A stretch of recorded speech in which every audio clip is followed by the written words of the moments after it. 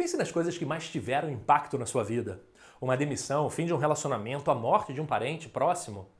E agora me responde, você previu esses acontecimentos? Estava preparado quando eles vieram?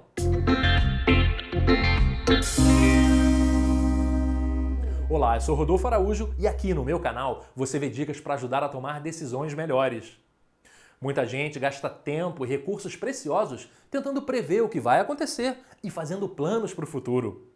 Enquanto isso, a maioria dos eventos que muda a nossa história de vida, para melhor ou para pior, acontece de repente, de uma hora para outra, sem previsão e nem aviso. Pois essa é a definição de um cisne negro, como explica Nassim Taleb no seu livro chamado O Cisne Negro. Para ele, um cisne negro é um evento altamente improvável, mas nem por isso impossível, que muda completamente o rumo das coisas e, embora praticamente imprevisível, é fácil de explicar depois que acontece. Os atentados de 11 de setembro são um exemplo de cisne negro, porque antes de acontecer, ninguém achava isso provável. O mundo mudou completamente e depois, olhando para trás, dá para explicar como tudo foi feito. Uma das causas de um cisne negro é a nossa forma de lidar com o risco. Porque, segundo Taleb, mesmo que as chances de um desastre acontecer sejam muito pequenas, mas as consequências devastadoras, você deve levar o risco em consideração. Além disso, muita gente confunde risco com incerteza, só que isso eu já expliquei nesse outro vídeo aqui.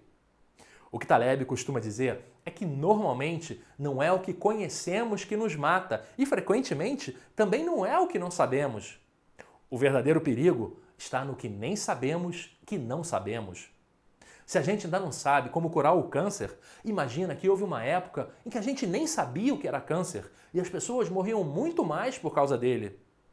Porque nem sabíamos e nem conhecíamos essa doença.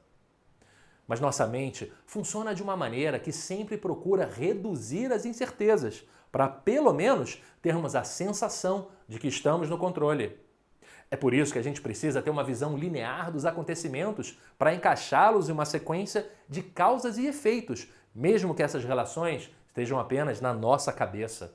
É o que Taleb chama de falácia da narrativa, porque ela não é real de fato.